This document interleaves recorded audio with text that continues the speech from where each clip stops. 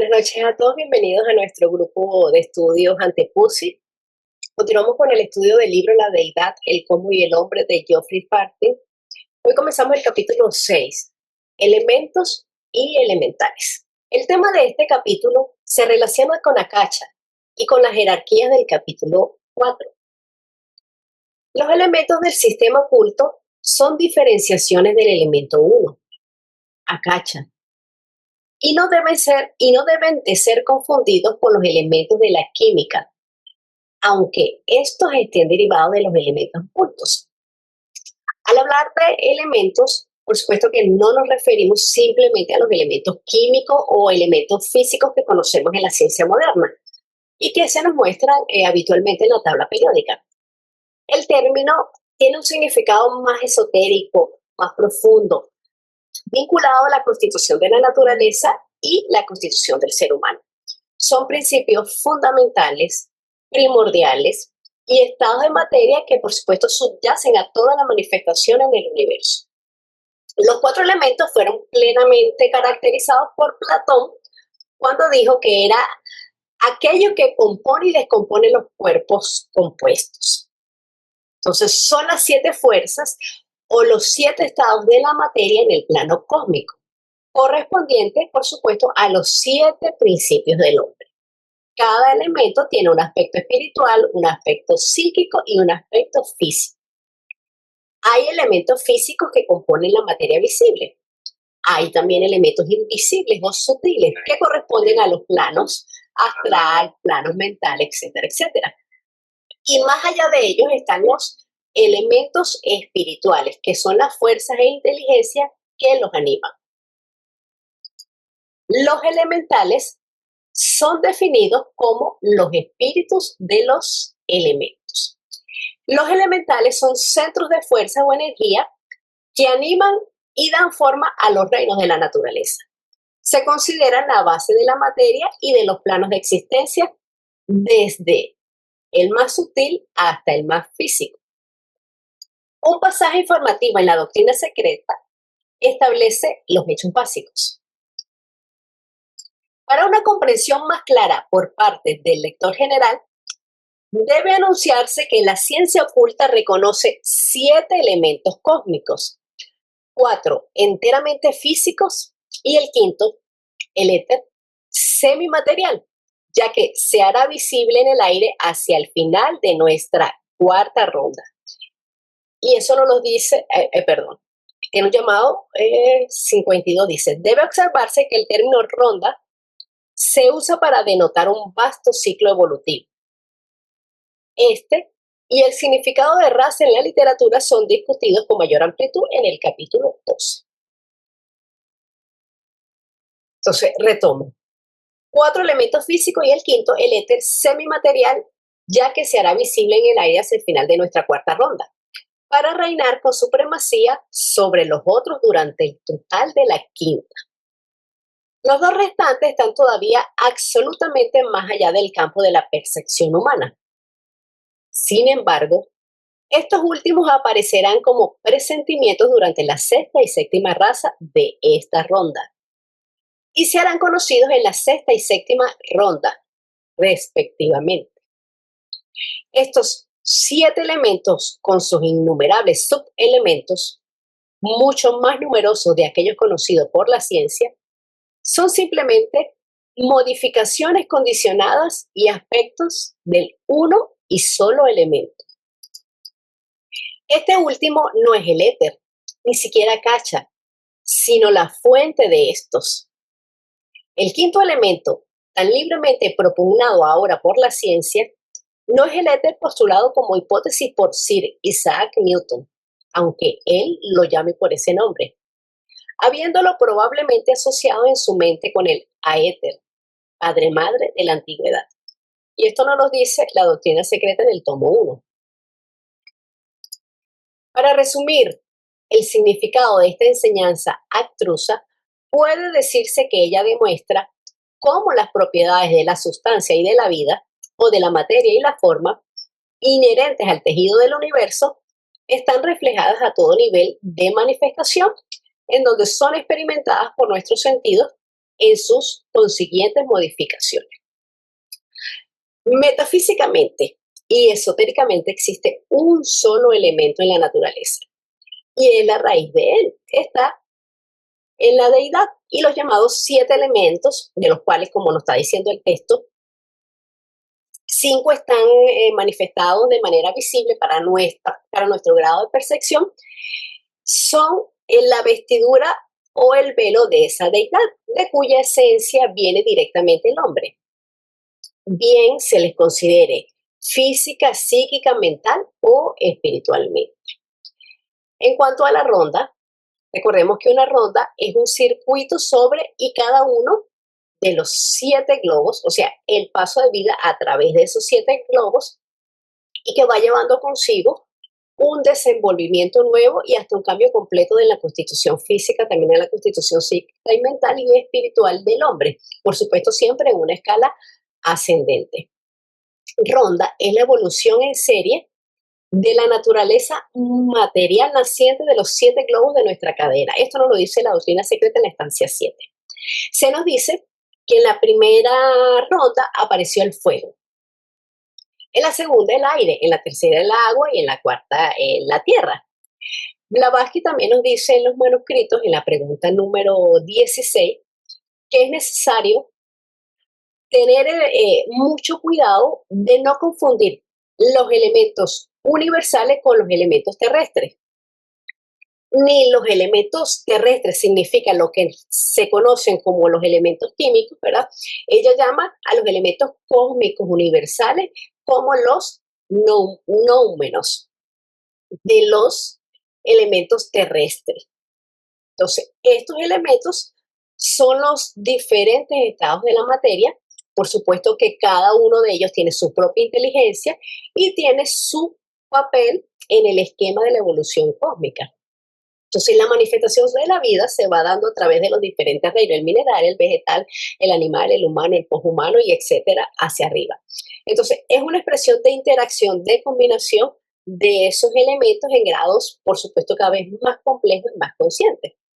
Entonces, más allá de ese aspecto sustancial, los elementos también se consideran unas fuerzas activas que están en constante interacción y que influyen en todos los fenómenos, desde los procesos físicos hasta los procesos, por supuesto, mentales y espirituales. El equilibrio o el desequilibrio de estos elementos, tanto en el individuo como en nosotros mismos, tiene consecuencias importantes. Hablando de los 5 que tenemos conocidos, podemos decir de la Tierra, que simboliza la solidez, la estabilidad, la forma, la estructura, en sí la materialización. Ese es el elemento que nos va a anclar, o la energía que nos ancla a la existencia física. Podríamos verlo también como es la materialización de las ideas. El segundo elemento, el agua, representa la cohesión, representa también la fluidez, la adaptabilidad, la nutrición y por supuesto está relacionado con las emociones, con los sentimientos y en sí con la vida misma. El agua es el disolvente universal y además es el principio de fertilidad. En cuanto al fuego, simboliza la transformación, simboliza la luz, significa el calor, significa la energía, la purificación. Entonces, es el elemento que consume, pero que también transmuta, liberando la esencia de las cosas. Se asocia con la voluntad divina y con la fuerza vital. El aire se asocia con el movimiento, con la ligereza, con la expansión, con la dispersión, por supuesto, también. Es el que permite la comunicación y la interconexión. El quinto elemento, el éter, es el elemento más sutil y el más como omnipresente. Representa el espacio que es inmutable, la matriz universal de donde surgen todos los demás elementos. Acabamos de nombrar, se asocia con la conciencia, con el sonido, con la vibración original. No implica el vacío, sino que es aquello que contiene todo y lo permea todo. Ya sabemos que existen analogías entre el universo o el macrocosmos o el hombre y el microcosmos. Así como el universo está compuesto de esos elementos fundamentales, nosotros también estamos compuestos de esos mismos elementos. Cada uno de los 7 principios que componen la constitución de nosotros tiene una relación con estos elementos, así que está presente, por supuesto, en todo. El cuerpo físico, Chula Charira, está directamente relacionado con el elemento tierra. ¿Qué son? Son las necesidades corporales y biológicas que nosotros poseemos. El segundo cuerpo, Linga Charira, cuerpo etérico, el principio vital, y prana, tienen una fuerte conexión con el agua y con el aire, ¿verdad? Con la vitalidad cósmica. El cuerpo cámico se asocia con el agua, es la fluidez, las emociones, los deseos. Y esa agua, ¿cómo puede ser? Puede ser salvaje, puede ser serena. Por supuesto, también está relacionado con el fuego, con las pasiones. Manas inferiores está relacionado con el aire, con los pensamientos, con la comunicación, con el intelecto. Y los principios mentales superiores, o sea, Mana, Buddhi y Atma, se relacionan con el éter y con las formas más sutiles de los demás elementos, ya que son la raíz de la manifestación. Entonces el fuego es la energía, es la voluntad. Y entonces estos elementos no son solo sustancias físicas inanimadas, sino que también implican estados de conciencia y niveles de vibración. En el párrafo, nos habla de que los últimos elementos, los que todavía no son conocidos, dice, aparecerán como presentimientos durante la sexta y la séptima raza. Esta idea de presentimientos, ¿por qué la habrá puesto el autor? Porque ¿será que esos elementos tienen un carácter todavía más etéreo que el éter que no vemos? ¿Qué piensan ustedes, hermanos? Gracias. Estamos en la quinta raza, tenemos 5 sentidos. En la sexta y en la séptima tendremos el sexto y el séptimo sentido como tattva, pero ya en la próxima raza dice que se harán bien conocidos. Se nos dice que el sexto sentido es la percepción astral. Por eso pienso que puede él interpretarlo como presentimiento, porque lo está viendo allí el mundo astral. Y se nos habla que el séptimo es la misma percepción, pero a nivel mental, o sea, en un plano más alto. Así lo entiendo yo. Esa sería mi interpretación, Bermari, no sé. Es que si no me equivoco, en la siguiente raza vamos a tener desarrollada la intuición. O sea, se va a desarrollar mucho más. Ahorita tenemos algo de esa intuición, está reflejada en nosotros, pero en la sexta raza raíz de este globo, esta ronda, se va a desarrollar mucho más el sentido de la intuición. Y con referencia a lo que tú preguntabas, si los siguientes elementos van a ser más etéricos, pues la respuesta es que sí. Fíjense que a medida, cada raza en que va avanzando, nos vamos volviendo más etéricos, no más materiales. ¿Por qué? Porque vamos en el arco ascendente. Así como funciona con los globos, funciona con las razas. La raza más material, más densa, fue la cuarta. La quinta es menos densa, la sexta va a ser menos densa, y por analogía, todos los elementos y todos los materiales o las materias, las sustancias que hayan en esa raza por estado de globo van a ser más etéreas que las que tenemos ahorita en la quinta. O sea, recuerden que ya bajamos, llegamos al tope de la materialidad y ahora estamos comenzando otra vez el ascenso. Entonces, tanto los elementos se van a seguir convirtiendo más etéricos como la forma humana, la forma del globo, van a empezar a ser más etéricas, más sutiles. ¿Por qué se dice que el agua tiene que ver con las emociones? Lo he escuchado muchas veces, pero no entiendo por qué. Porque el agua es lo que te da fluidez, te da adaptabilidad. Entonces puede manifestarse de una manera serena, pero también puede ser salvaje. De repente podemos ver el mar que está sereno, entonces ahí hay una emoción que está controlada, que está equilibrada, pero también puede estar desbocada, porque vemos a veces el mar con muchas tormentas, o vemos cascadas, o vemos ríos que están revueltos. Entonces, así funciona también en nuestro cuerpo. Sí, sí, claro, eso suena lógico. Gracias. Igual que también que es asociado también con el fuego, porque son las pasiones. Bueno, yo quería decir, no tanto como en la parte, quizás lo estamos relacionando con la parte física, ¿no? Pues también el caso de el agua y el fuego siempre los relacionamos con el espíritu y la materia. Entonces quizás la parte material, que es el agua también, la parte inferior, está relacionado mucho con lo que son esas emociones, esos pensamientos camamanásicos o, sí, camamanásicos de la mente inferior. Entonces, si vemos de repente a Mana como dual, ¿verdad? Y decimos que la parte superior de Mana es fuego, la parte inferior de Mana, que es la parte atada a Kama, es la parte del agua.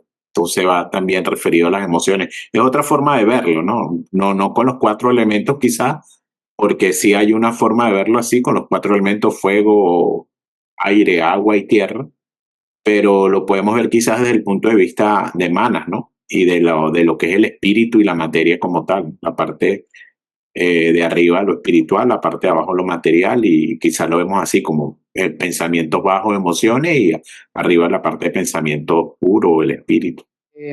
Nosotros estamos concluyendo, por decir así, el principio cámico en esta raza raíz y en esta ronda. Mencionaste que en la siguiente raza raíz vamos a desarrollar la intuición. ¿Nos vamos a saltar un poco o no entendí allí muy bien? No, lo que pasa es que acuérdate que la intuición no es principio, es un sentido. En ese caso, cuando hablamos de la intuición, tenemos ahorita 5 sentidos, 5 razas. El sexto sentido se dice que está ligado a la intuición. Entonces, no es de los principios, es de los sentidos. Cuando hablo de intuición es como un sentido, un sexto sentido. Por eso fíjense que a veces hablamos del sexto sentido como la intuición, ¿no? Ellos dicen que va a ser una percepción directa, o sea, vamos a tener conocimiento directo de las cosas. Incluso se le dice no recuerdo si son las cartas o es Blavatsky, que el entendimiento va a venir directo, ¿verdad? Y la comunicación va a ser directa, o sea, no vamos a necesitar de repente o sea, van a haber formas mentales que cada uno vamos a poder leer, o sea, no necesitamos hablar, expresar con palabras, sino a través de la mente directamente. Entonces, eso es algunos lo llaman la intuición y ligado al sexto sentido. Yo también lo puedo interpretar como estamos ahorita trabajando Kama, ¿verdad? Pero Manas de Kama. Entonces, la próxima raza vamos a trabajar Buddhi de Kama. Entonces, Buddhi está relacionado con la intuición y quizás por eso es que está todo eso interconectado. Ahorita estamos trabajando Mana de Kama, pero la próxima será Buddhi de Kama. Quizás por eso podrías irte por esa idea. Retomando otra vez aquí los elementos, recordemos entonces lo más importante es que ese elemento 1 se va a convertir en 7 elementos y esos se van a convertir a su vez en 7, ¿verdad? Que van a formar los 49 elementos arquetípicos de los planos metafísicos y después cada uno va siendo subdividiéndose hasta formar la matriz de 343, que se nos habla en todo, pues. Los elementales son centros de la energía viva. Son las almas o espíritus de los elementos. El término se aplica particularmente a aquellas entidades que de hecho son elementales y que constituyen los 3 reinos que preceden al mineral en nuestro mundo físico. De acuerdo a las doctrinas antiguas, los espíritus elementales sin alma fueron desarrollados por el movimiento incesante inherente en la luz astral. La luz es fuerza y esta última es producida por la voluntad. Como esta voluntad procede de una inteligencia que no puede equivocarse, ya que no tiene nada en ella de los órganos materiales del pensamiento humano, dado que es la pura emanación superfina de la misma divinidad suprema, el Padre de Platón. Ella procede desde los comienzos del tiempo de acuerdo a las leyes inmutables, desarrollando el tejido elementario necesario para las generaciones subsecuentes de lo que nosotros denominamos razas humanas. Estas evoluciones fueron desde el mundo del espíritu al mundo de la materia burda y de vuelta nuevamente al origen de todas las cosas. En esta cadena completa de desenvolvimientos, los seres espirituales elementarios han tenido un lugar preciso a medio camino entre los extremos, así como el eslabón perdido del señor Darwin entre el mono y el hombre, y esto nos lo dice en Isis sin velo. Para entender un poco los elementales, tenemos que recordar que existen dos jerarquías creadoras.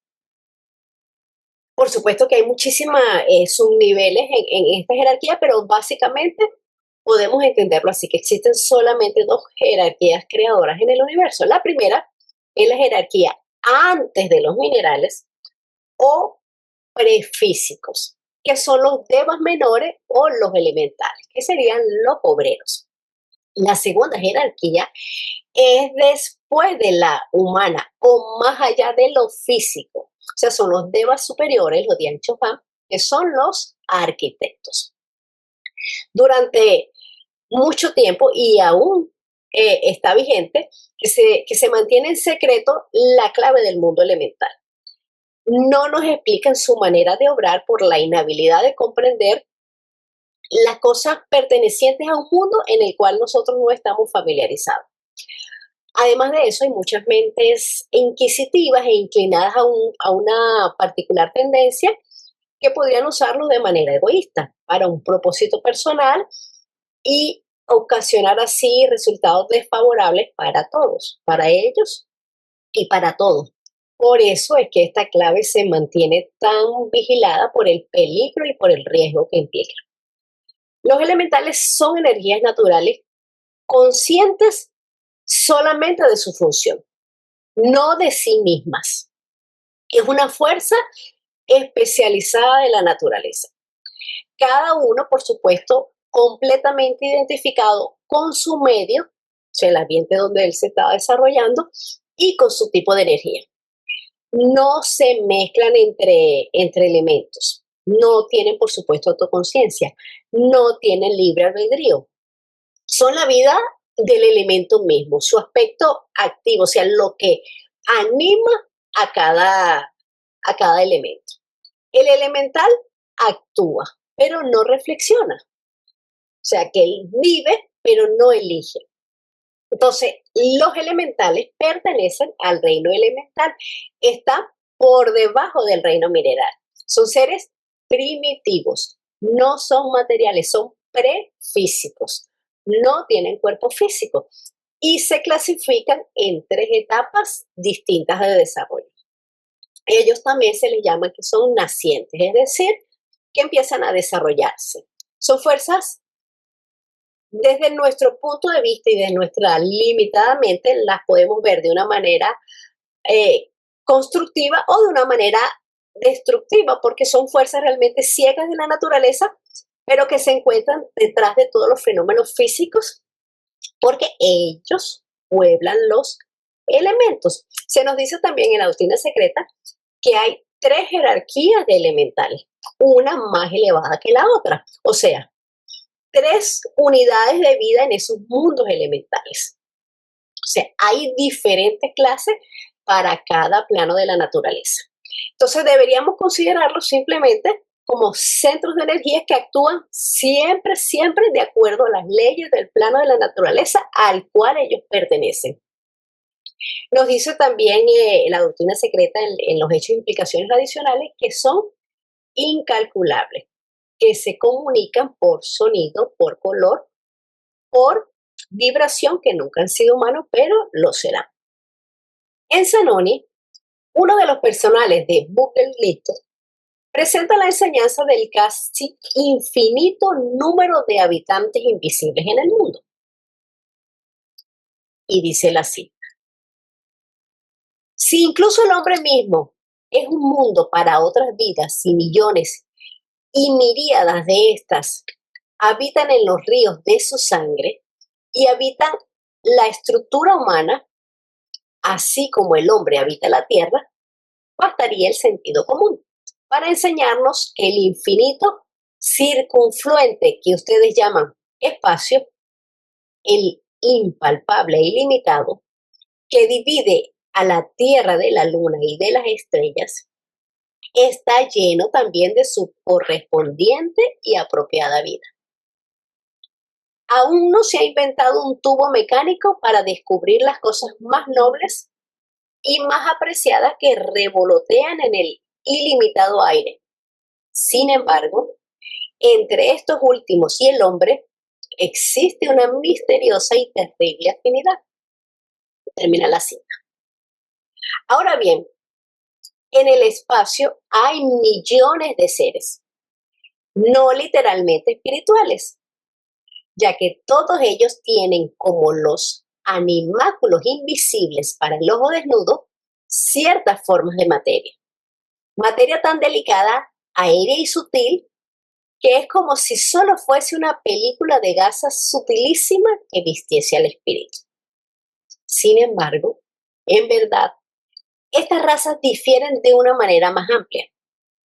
Algunas son de una sabiduría insuperable, algunas de una horrible malignidad.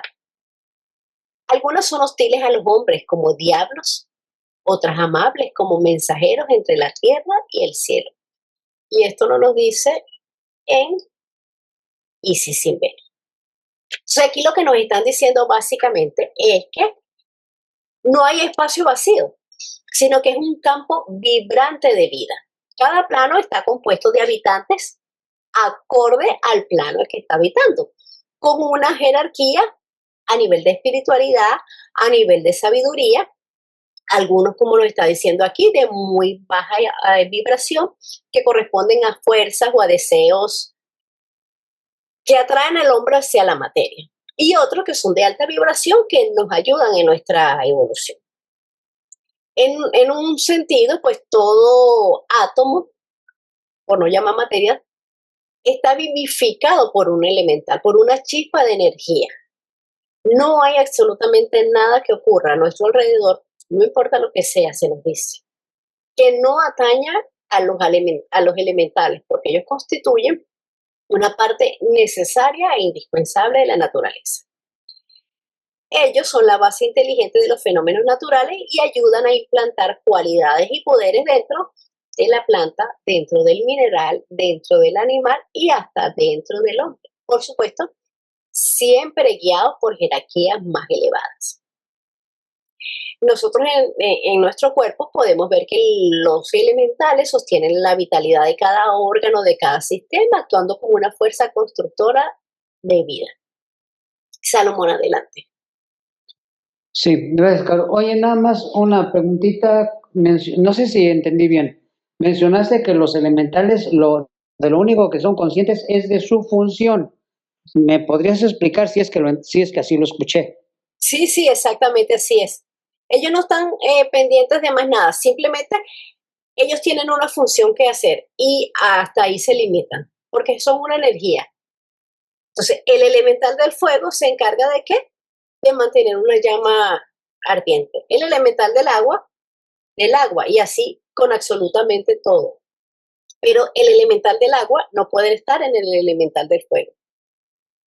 Y absolutamente todo está guiado por el elemental. Cuando vemos una rosa, una flor, un árbol, lo que sea, ese se construyó porque un elemental le dio el color, le dio la forma, le dio la vitalidad. Un elemental que está hecho para esa función. Este elemental es el que se encarga de hacer los girasoles. Ahora, el Dian-Chohan le da la orden. El girasol es amarillo, va a tener tantas hojitas, y el elemental es el constructor y viene y construye esa flor de la manera que tiene su instrucción. Así todo, ¿verdad? Y así todo. Por supuesto que hay elementales artificiales, que son los que nosotros construimos, o sea, son fuerzas mentales artificiales que creamos nosotros con nuestros pensamientos, con nuestras acciones y con nuestras emociones, pero eso nos lo va a hablar también en el texto más adelante. De acuerdo, muchas gracias, Caro. Con gusto. La diferencia esencial entre el cuerpo de un tal embrión y el de un elemental propiamente dicho es que el embrión, el futuro hombre, contiene en sí mismo una parte de cada uno de los 4 grandes reinos, a saber, fuego, aire, tierra y agua. Mientras que el elemental solo tiene una parte de uno de esos reinos. No se encuentran elementales del fuego en el agua, ni los del aire en el reino del fuego. Y sin embargo, dado que una parte de agua se encuentra no solo en el hombre, sino también en otros cuerpos, los elementales existen realmente en y entre cada uno, en toda sustancia, tal como el mundo espiritual existe y está en el material. Pero estos últimos son elementales en su estado más primordial y latente. Y esto nos lo dice Blavatsky en el Collecting Writing, en la edición número 6. Entonces, el elemental es una chispa de vida especializada en un solo tipo de energía elemental que no puede salir de su propio plano ni de su propio elemento, porque su conciencia está encerrada en esa vibración, en la vibración de ese elemento. No tiene cuerpo físico, sino que es una forma astral, una forma etérea que predomina en la del elemento en la que él está residiendo. Entonces se dice también que no actúa individualmente, sino que ellos actúan como una colectividad. El hombre, nosotros, el ser humano, en cambio, participamos de todos los elementos, porque en nuestra constitución de 7 principios, desde el más físico, del Sulasarira, hasta el más espiritual, contienen síntesis todos los elementos, por supuesto, más la chispa divina, humanas, la mente, que es lo que nos da la conciencia o la capacidad de ser autoconsciente. Continúo, de otra. Y dice una cita aquí de Isis Simbelo. Esta es importante. Lo dice en Isis Simbelo. De otra clase son los elementales propiamente dichos, los cuales nunca evolucionan en seres humanos, sino que ocupan, por así decirlo, un escalón específico en la escala del ser. Y por comparación con los otros, pueden ser llamados con propiedad espíritus de la naturaleza o agentes cósmicos de la naturaleza, estando cada uno confinado a su propio elemento y sin transgredir jamás los límites de otro. Entonces creo que de aquí de Isis Simbelo y después de autores post-Blavatsky ha nacido la confusión según mi interpretación, por supuesto, de que los elementales nunca serán humanos. Entonces, basado en eso, hice un pequeño PowerPoint con citas de Blavatsky, donde ella luego aclara que sí serán hombres.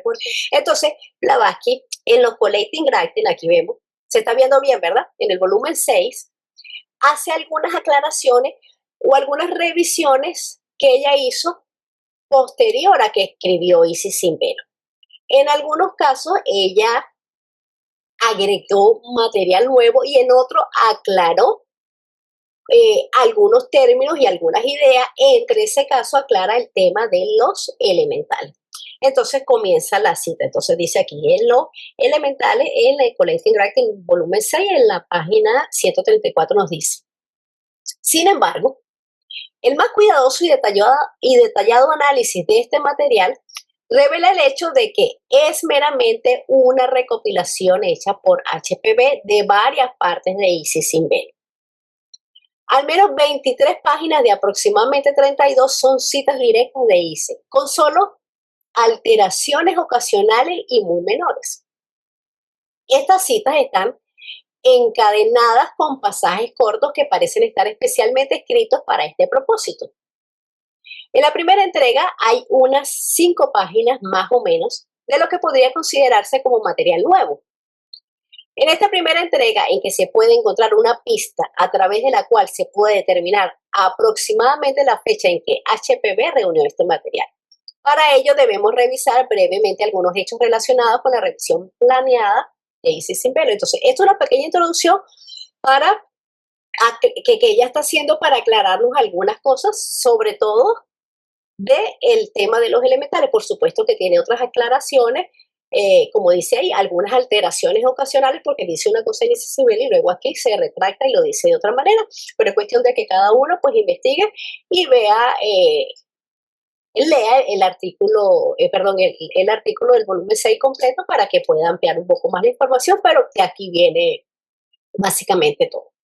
Entonces, luego, ella también dice, en el mismo artículo, entre otras cosas, no voy a leer todo, sino simplemente lo que está en amarillo. En el mismo Collect and Write de los elementales, el volumen 6, en la página 187, dice, estos seres nunca han sido hombres, pero en incontables edades evolucionarán hasta serlo. Pertenecen a los 3 reinos inferiores y pertenecen a los misterios debido a su naturaleza peligrosa. Continuamos con más notas. En los Collecting Writing, el número 12, Pensamientos sobre los elementales, en la página 134, nos dice que existen elementales superiores y muy inferiores al hombre y aún a los animales. Pero todos estos han sido o serán hombres, y los primeros volverán a nacer en planetas superiores y en otros Manvantaras. En los manuscritos de la Logia Blavatsky, en la reunión número 6, el señor Scott Elios le pregunta, entonces, esos elementales, toda la creación, están en su camino a la vida animal, digamos los que animan las plantas. La señora Blavatsky le contesta, así es, y los animales están en su camino hacia la humanidad y la humanidad en su camino hacia los devas o los dianchoganes superiores.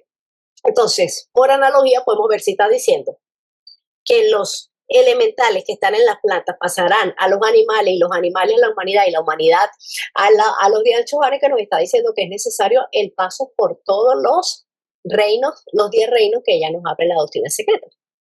Continuamos. La doctrina secreta en el proyecto, en las páginas 16 y 17, dice, en otras palabras, ningún Buddhi puramente espiritual, o sea, el alma divina, puede tener una existencia consciente, independiente, antes que la chispa que brotó de la esencia pura del principio sexto universal, o sea, Buddhi, o sea, el alma suprema, haya pasado por todas las formas elementales pertenecientes al mundo fenomenal de aquel Manvantara y adquirido la individualidad primeramente por impulso natural y después por los esfuerzos autoinducidos y autodirigidos, regulados por su karma,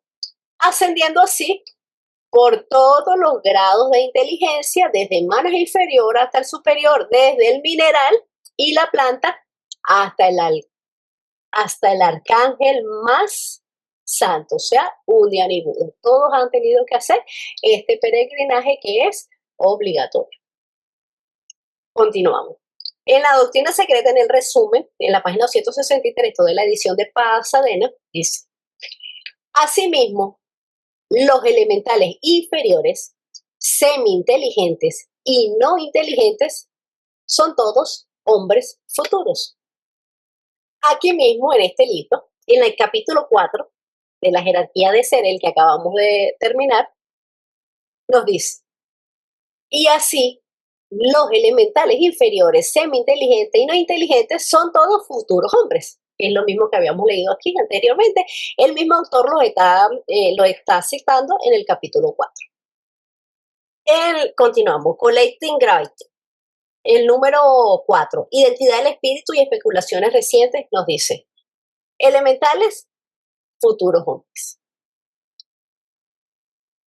En el artículo de la mónada mineral, que está en el Collecting Writing número 5, dice, en el lado izquierdo de la figura, porque a este lado, claro, está aquí chiquitica por cuestiones de espacio, pero la idea es que cada quien, si le interesa, pues ya tiene las citas tiene un poquito el trabajo adelantado, tiene la cita y puede verificarla, puede comprobarla, leerla y hacer su propia interpretación.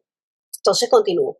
En el lado izquierdo de la figura son las 3 etapas de la evolución elemental, estas 3. Es decir, las 3 etapas sucesivas pasadas por el impulso espiritual a través de los elementales, de los cuales poco se permite ser dicho, antes de que estén aprisionados en la forma más concreta de la materia. O sea, aquí en la D, que sería la mónada mineral. Y C, B y A del lado derecho, o sea, este lado, son las 3 etapas de la vida orgánica, o sea, la vegetal, la animal y la humana. Este artículo, la mónada mineral, es súper importante que lo estudiemos. Básicamente, ella ahí nos explica que los elementales no son almas, por supuesto, en el sentido humano, ni tampoco poseen autoconciencia, sino que es lo que hemos estado hablando. Son centros de fuerza monádica, por supuesto, pero en un estado latente, vinculados, por supuesto, a la mónada divina, pero aún no tienen una individualización. Entonces, los elementales, ¿qué es lo que necesitan? Esencialmente, primero, necesitan una forma, ya que la mónada, por supuesto, no puede adquirir experiencia, sino que es a través de la materia. Por eso estamos en el plano físico. Entonces, los elementales no son como nosotros, como los que ya tenemos manos activados. Ellos no evolucionan por reflexión interna, sino por contactos repetidos con formas cada vez más complejas.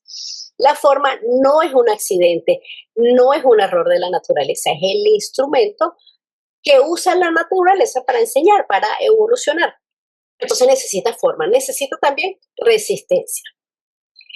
En el reino mineral, y creo que esto también es clave aquí en este gráfico, aparece por primera vez la cohesión, la cristalización, la polaridad, la estabilidad. Todo esto que lo da el reino mineral. Entonces, Blavatsky insiste en que la resistencia de la materia es necesaria para despertar las facultades latentes. Sin oposición no hay desarrollo. Entonces, el reino elemental aprende a través del límite.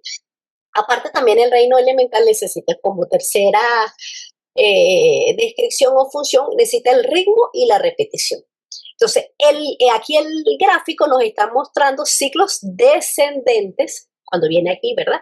Descendiendo el espíritu hacia la materia, y también nos está mostrando los ciclos ascendentes, desde la materia a la espiritualidad, o sea, el regreso a casa. Entonces, los elementales no eligen, son impulsados por la ley. Por eso se repiten experiencias, se agregan, se desagregan, ensayan combinaciones. Entonces, eso se va grabando en hábitos de la naturaleza que más tarde permitirán que sensibilidad, respuesta, que es lo que nos da el reino animal, y finalmente autoconciencia en el reino humano. Entonces, Blavatsky no habla, por supuesto, de una evolución lineal, sino de un proceso continuo de ensayos de conciencia, porque en todo hay conciencia, en todo, porque en todo hay luz y vida, entonces hay conciencia expresada de diferentes maneras de acuerdo a la jerarquía, de acuerdo al plan. Ok, seguimos. En la carta de los Mahatmas, la carta número 15 de la edición de Barker, nos dice: los antiguos elementales descansarán hasta que se los llame para que se conviertan, a su vez, en cuerpos de entidades minerales, vegetales y animales, en otra y más elevada cadena de globos, en su camino para volverse entidades humanas. Y cita Bea Isis.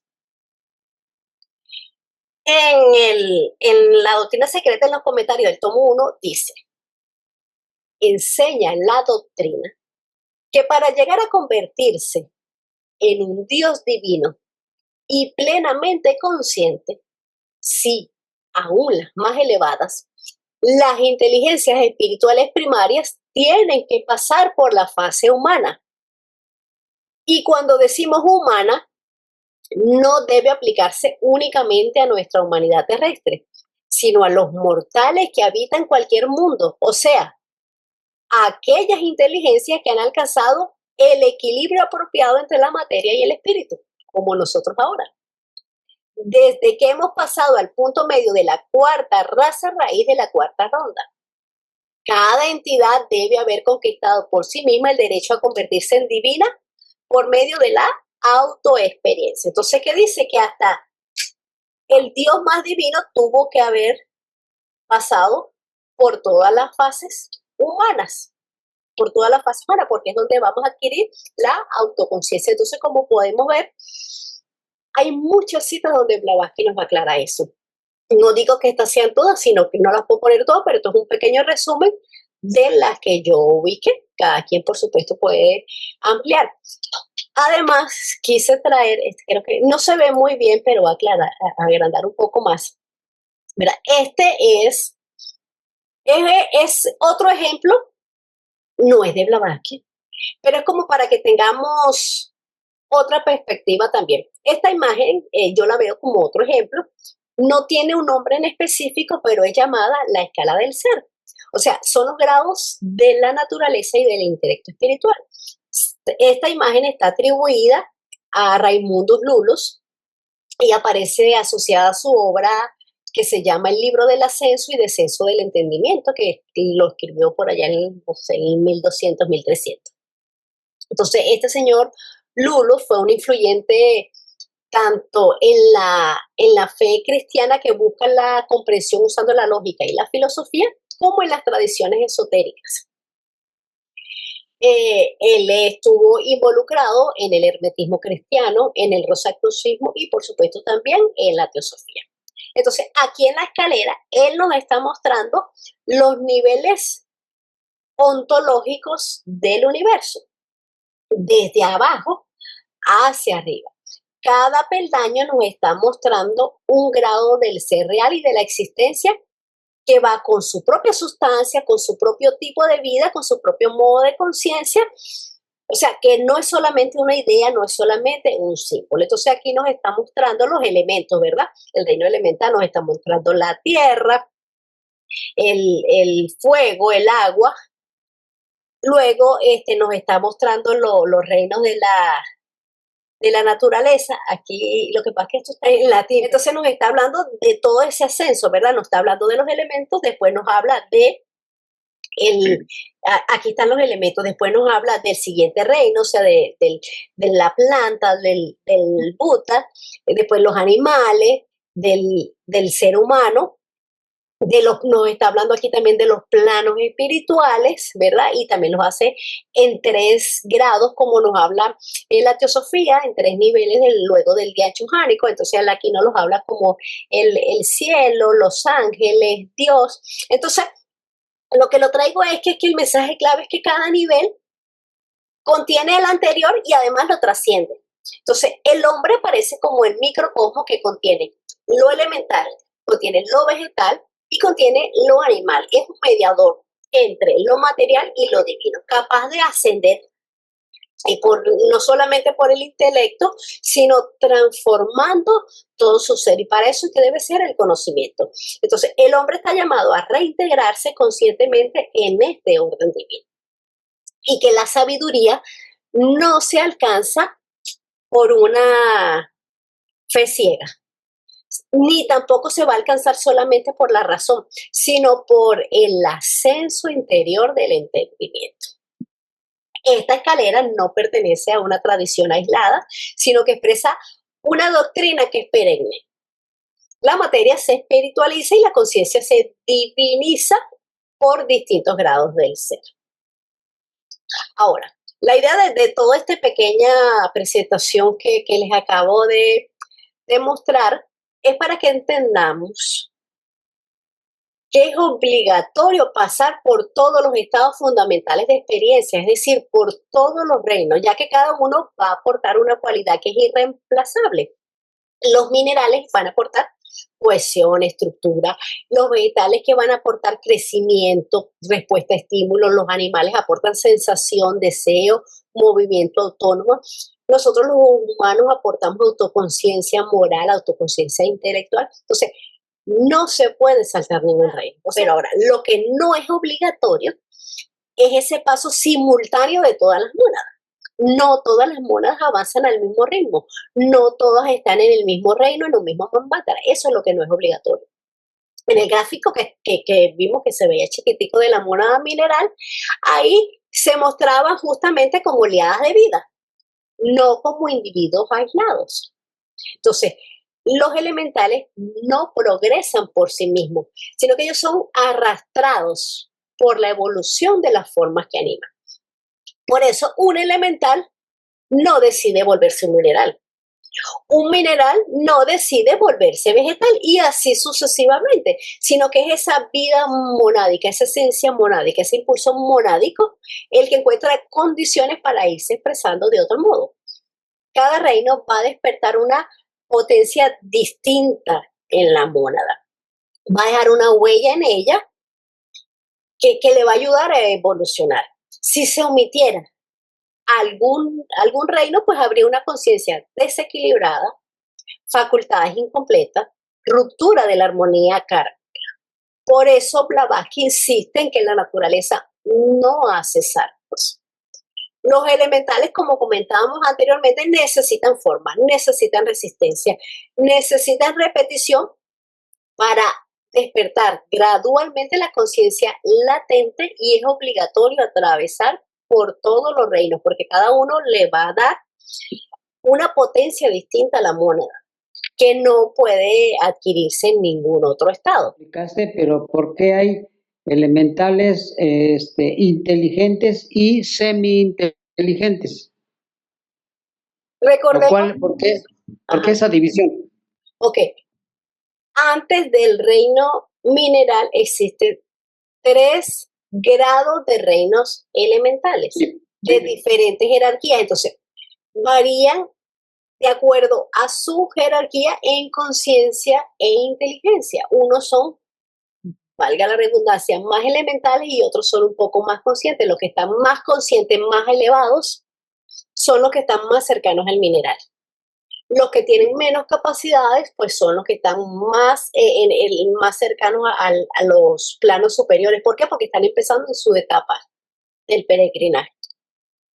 En todo hay conciencia, acorde a su plano, acorde a su nivel, todo hay inteligencia, pero en distintos grados. Es como un humano, no todos tenemos el mismo nivel de conciencia ni el mismo nivel de inteligencia, cada uno va a su propio ritmo. Claro, nuestro impulso, pues hice un ejemplo, pero que no debía hacerlo, porque nuestro avance no va a depender no solamente del impulso monádico y del impulso de la forma, sino también el autoinducido gracias a Mana. Pero podríamos verlo así, no todos tenemos la misma inteligencia, la misma capacidad o la misma voluntad para avanzar. Por eso, algunos avanzamos rápido, algunos nos estancamos, nunca retrocedemos, pero nos estancamos, o unos evolucionamos más rápido, cada uno a su propio ritmo. Y eso ocurre en los 10 reinos de la naturaleza, en todos los 10 reinos. Por eso siempre hablamos, acuérdate que por ahí se escucha cuando hablamos de animales superiores. Son los que ya están en las últimas etapas de la parte evolutiva. Se puede decir que son más inteligentes, salvando el concepto de inteligencia, pero podemos decir que son más inteligentes que los animales. O sea, el león es más inteligente que la cucaracha, por poner un ejemplo. Entonces, el grado de inteligencia va en todos los 10 reinos de la naturaleza. Como dijo Caro, ocurre en el hombre, como ocurre también en los Dianchohanes. Son todas jerarquías. Y jerarquías, en este caso, de conciencia, de inteligencia, de percepción, de sentidos, de sentimientos, de emociones. Todo tiene un nivel de jerarquía. En este punto, se hace necesario introducir el término tattva, sin el cual no pueden explicarse algunos aspectos importantes del sistema oculto. El tema es abstruso, pero un intento por captar su principio esencial facilitará el estudio posterior. La palabra sánscrita, tattva, no tiene un equivalente exacto en castellano. Se define como aquello que es la verdad, la realidad, la naturaleza esencial de las cosas. Una explicación adicional establece que las tattvas son el sustrato de las 7 fuerzas de la naturaleza, así como también la sustancia a partir de la cual está formado el universo y el poder por el cual es sostenido. Ellas son al mismo tiempo fuerza y materia, ya que los grados de solidez de la materia y los grados del poder que la anima deben ir de la mano. Y nuevamente se nos dice que ellas son al mismo tiempo sustancia y fuerza, o materia atómica y el espíritu que las anima. En sánscrito, la palabra materia primordial y elemental es prakriti, y como esta es sectenaria, las tattvas, siendo los principios tanto del universo como del hombre, también deben ser 7 en número. Y esto nos lo dice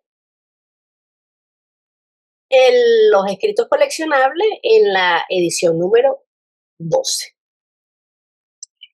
Ok, los tattvas son los principios esenciales o las sustancias fundamentales que constituyen la realidad en todos sus niveles, desde el más sutil hasta el más denso.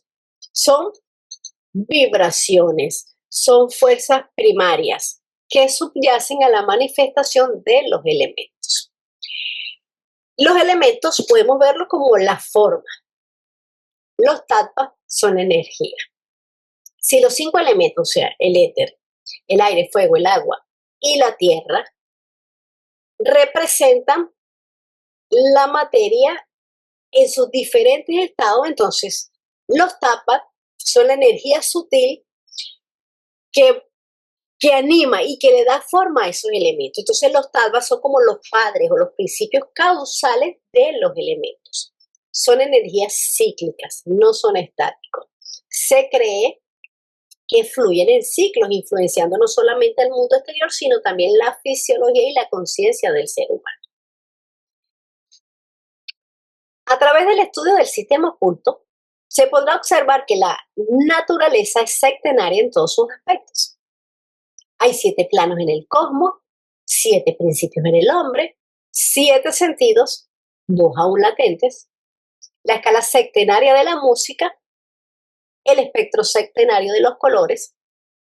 Entonces los tattvas son vistos también como principios de existencia o como categorías que pueden ser físicas y por supuesto también metafísicas. Los elementos sutiles, 5, exotéricamente, 7 en la filosofía esotérica, que son correlativos con los 5 y con los 7 sentidos en el plano físico. Los 2 últimos sentidos, como comentamos anteriormente, están todavía latentes porque estamos aún en la 5ª raza. Lo que sigue de esto es que hay correspondencia entre los miembros de todo sectenario. Conocería esto Baudelaire cuando escribió que la forma, los colores y los sonidos se responden entre sí, siendo, por así decirlo, una reverberación por la cual todos los fenómenos de la naturaleza están ligados y son afines. Bajo el encabezado de correlaciones y significados tácticos, leemos lo siguiente. En la naturaleza, entonces, encontramos 7 fuerzas o 7 centros de fuerza.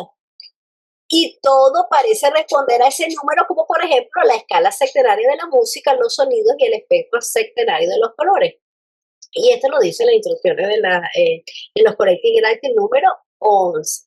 Entonces este señor, Baudelaire, fue un poeta, un ensayista y un crítico de arte francés y una figura que se considera clave en el simbolismo, que fue profundamente influido por el neoplatonismo y por el hermetismo.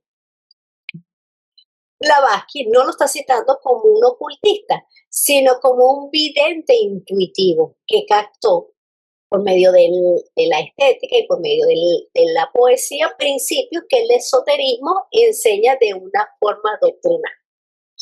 Entonces, él no formula explícitamente un sistema sectenario como lo hacemos nosotros en Teosofía, pero Blavatsky lo cita porque él intuyó el principio, aunque no lo sistematizó. Decía que todo fenómeno tiene varios niveles, que cada cosa vibra en escalas, en los colores, sonidos, formas y emociones que no están aislados. Entonces, podemos verlo como que los colores no son solo colores. En un ejemplo, el rojo no es solo rojo, y no es solo un color, el rojo no implica solo un color. El rojo, ¿qué quiere decir? Que es una energía, es un deseo. ¿Quién nos lo representa? Kama. El azul no es simplemente tampoco un color, el azul que nos habla, que es la mente superior, que puede ser Buddhi. Entonces, una forma armónica revela el equilibrio interno y una forma caótica nos va a revelar un desorden psíquico o un desorden físico. En la actualidad, solo están desarrollados 5 sentidos en la humanidad y en consecuencia solo podemos estar conscientes de las 5 tattvas inferiores. Se le informa al lector que la doctrina de las 7 tattvas, los principios del universo así como del hombre, fue considerada muy sagrada y por lo tanto secreta por los brahmanes, y nos hace un llamado. Eso nos lo dice en los escritos coleccionables, el número 12.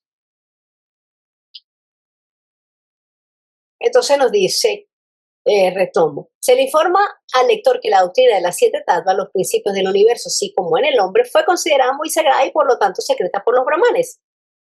Pero como nuestra humanidad solo ha alcanzado la 5ª raza y como 2 de sus 7 sentidos permanecen latentes, los sistemas hindúes solo dan 5 tattvas. Se hace que los 5 sentidos físicos correspondan con las 5 tattvas inferiores, dado que los 2 sentidos aún subdesarrollados en el hombre y las 2 fuerzas o tattvas son tan subjetivas y la más elevada de ellas es tan sagrada que solo puede ser reconocida por y a través de las ciencias ocultas más elevadas. Es fácil ver que estas 2 tattvas y los 2 sentidos, el sexto y el séptimo, correspondan con los principios humanos más elevados, Buddhi y la envoltura áurica. Y esto nos lo dice, nos manda a consultar el glosario teosófico. Entonces, corresponden con los principios humanos más elevados, Buddhi y la envoltura áurica, impregnada con la luz de Atma. Al menos que en nosotros mismos abramos por entrenamiento oculto el sexto y séptimo sentido. Nunca podremos comprender correctamente sus tipos correspondientes. Y esto nos lo dicen las instrucciones esotéricas en el Collecting Writing, en el número 12 también. En las instituciones de la Escuela Oriental de Teosofía o sección esotérica, encontramos una lista de las 7 etapas acompañadas de breves notas explicativas y el comentario adicional de que todas ellas corresponden con nuestros principios humanos y con los 7 sentidos y fuerzas en el hombre, seguidos por una tabla de correspondencia. También lo podemos ver en el mismo Collecting Writing número 12. Entonces, la teosofía, siguiendo las tradiciones hindúes, pues identifica 5 tattvas principales que se corresponden con los 5 elementos que conocemos, pero con un enfoque en la cualidad sutil de cada uno. Entonces, nos hablan que el primero y el segundo tattva no lo tenemos todavía. Entonces comenzamos con el tercero. El tercero es el akasha, que es el éter, es el más sutil de todos, que representa el el espacio, el sonido. Es la sustancia primordial de la que emanan los otros tattvas. El tercero, no estamos contando los 2 que todavía no conocemos. El cuarto, el aire, representa el movimiento, el tacto, el pensamiento, el principio de la vitalidad, la conexión, el aliento de la vida. El quinto nos habla que es Tejas, que es el fuego, representa el calor, la luz, la visión, la transformación y es la fuerza que permite la manifestación de la forma. El sexto es el apa o el tattva agua, que representa la fluidez, el gusto, las emociones, es el principio de la cohesión y del instinto.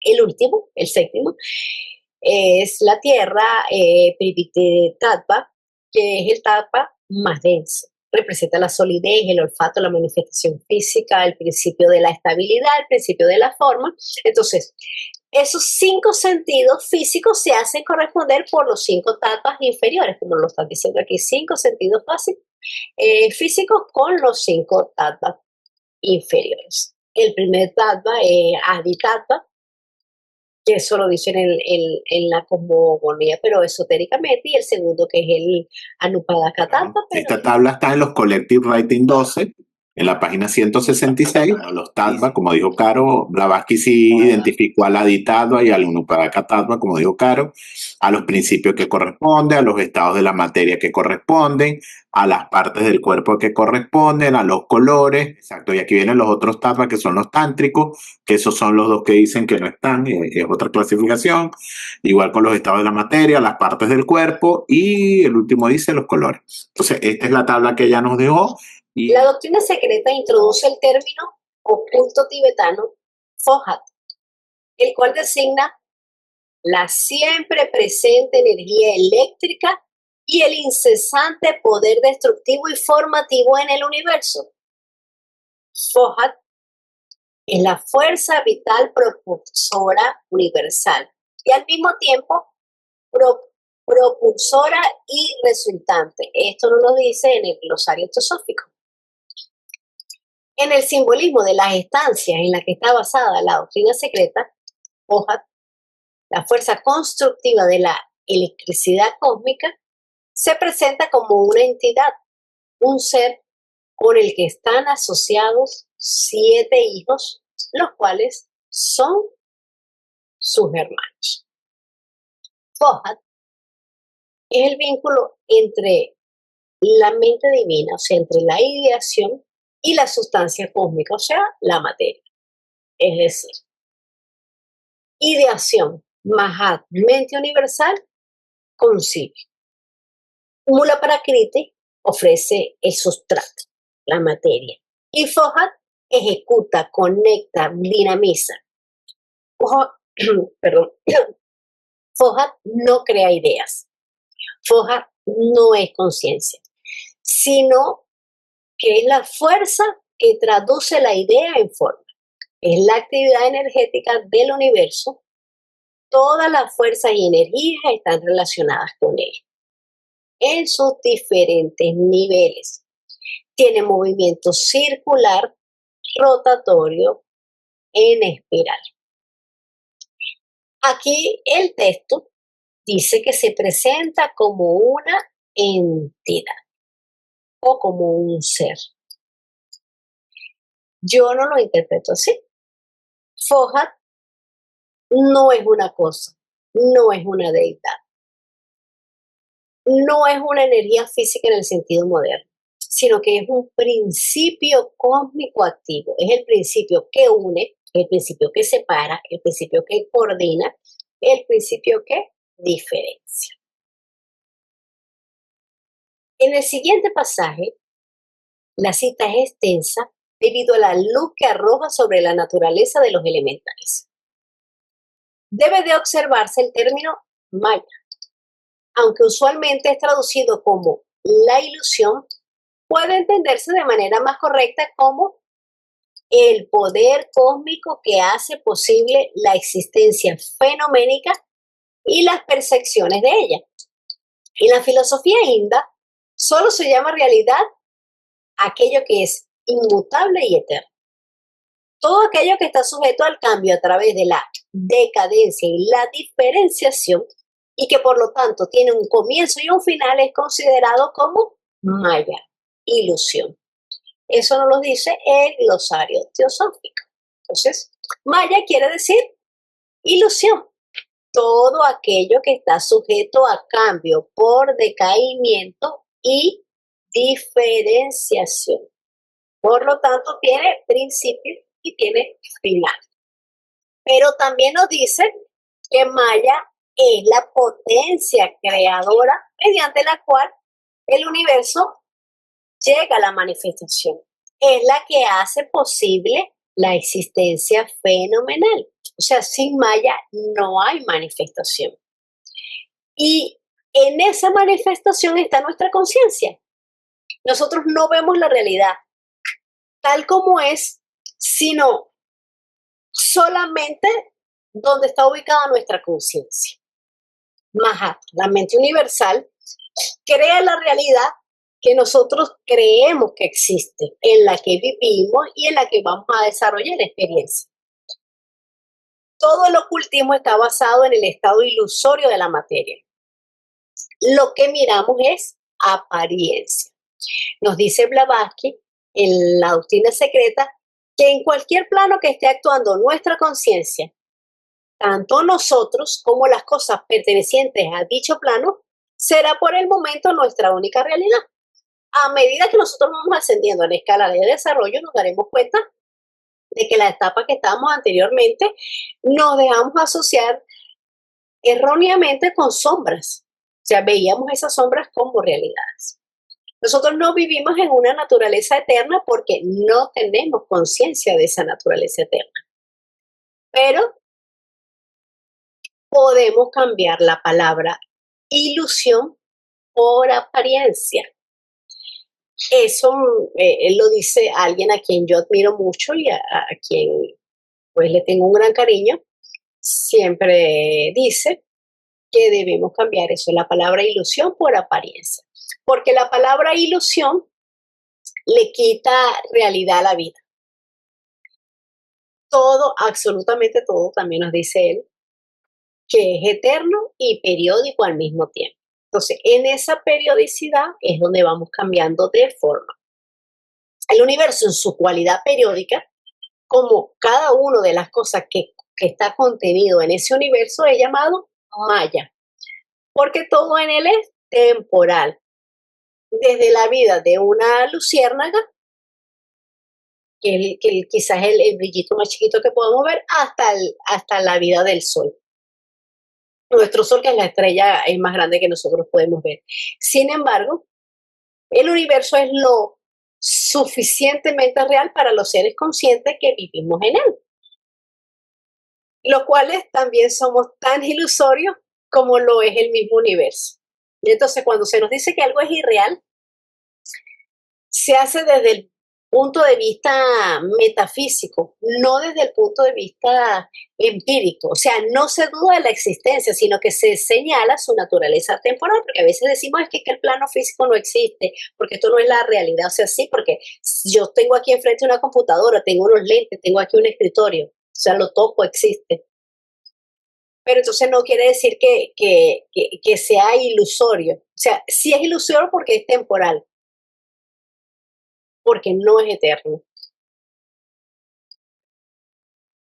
Es el mismo cuerpo físico, ¿no? Que lo creemos muy real, pero también es ilusorio porque inicia y termina. Exacto, qué ejemplo más grande que ese. Creemos que somos el cuerpo físico, pero... Oye, Caro, pero vivimos en una ilusión, pero no está mal, ¿verdad? Porque dentro de nuestras condiciones, esa parte de ilusión nos sirve para poder evolucionar, porque la ilusión para mí es importante, porque aunque sé que no es eterno, pero vivimos en ello, ¿no? ¿Cómo ves? Claro, porque es lo que hace posible nuestra existencia, es la que hace posible nuestra manifestación y nuestro plano de vivencia donde vamos a tener las experiencias. Si no existiera, entonces no evolucionamos. Entonces, y en eso, como comentaba, está basado el ocultismo, en el estado ilusorio de la materia en su parte periódica, pero también tiene una parte eterna. Entonces, es necesaria. Si no, no existe. Pero yo pensaba por ejemplo, ¿cómo es que se dan los consensos sociales, no? Ver algo con los mismos ojos. Esa sería mi pregunta. Dentro de este cambio continuo y dentro de esta ilusión, ¿hay una ilusión colectiva? Esa sería la primera cosa. Y la otra que me saltó ahorita en el comentario de Daniel fue justamente este asunto de las eternidades, ¿no? O sea, cuando aplicamos la palabra eternidad, no estamos hablando de de Sat, por decir así, ¿no? No estamos hablando, sino estamos hablando, cada vez que se habla de eternidad, estamos hablando de un espacio definido en el tiempo que tiene su Manvantara y su Pralaya, ¿no? Porque me acuerdo que en la doctrina secreta justamente se usa esta oración de las 7 pieles, ¿no? De las 7 pieles eternas, o alguna cosa así se dice, no me acuerdo exactamente qué. Bueno, eso es lo que quería comentar. Gracias. Ok, comienzo con la última. Cuando hablamos de la parte eterna, está en todo, en absolutamente todo, porque de allí emanamos, de allí salimos, esa es nuestra casa. Lo complicado es entender que todo, absolutamente todo, tiene una parte eterna y una parte periódica. Entonces, Sat, la deidad, la seidad, para Brahma, etc., tiene una parte eterna, que sería la absolutidad, que es la cualidad del absoluto. Esa es la parte eterna. Pero a su vez tiene una parte periódica. Esa parte periódica está dividida en dos, el Pralaya y el Manvantara. Entonces, todo a su vez tiene esas dos partes, pero la parte periódica, Manvantara y Pralaya, infinitamente. Entonces, por eso es eterno también, porque ese ciclo de periodicidad es eterno. No tuvo un principio, no tiene un final. Por eso es esa periodicidad eterna. Entonces, todos a su vez tenemos esa parte eterna que es inmutable, que es innata en todos nosotros, y tenemos una parte periódica en sus dos ciclos, Manvantara y Pralaya, y en ese proceso donde vamos evolucionando como jerarquía. Pero esa parte eterna simplemente no evoluciona, ella es todo. Lo que evoluciona son las jerarquías que están debajo de ellas. Ahora, la otra pregunta era referente a la ilusión colectiva, de cómo cada persona ve una acción, un acontecimiento, algo así más o menos era, ¿verdad? Cada uno ve su realidad de acuerdo a su estado de conciencia. Por supuesto que hay, alguna literatura nos nombran a los egregores, que es un concepto colectivo, o sea que todos ven de una misma manera algo. Pero los estados mentales de cada uno es lo que va a hacer la diferencia. Por eso no todos vemos la misma realidad, ni vemos las circunstancias de la misma manera, ni reaccionamos ante las circunstancias de la misma manera. El estado mental es el que nos va a dar cómo reaccionamos nosotros ante las circunstancias, cómo vemos las cosas. Por eso las personas que están más avanzadas espiritualmente se mantienen estoicas, ellas no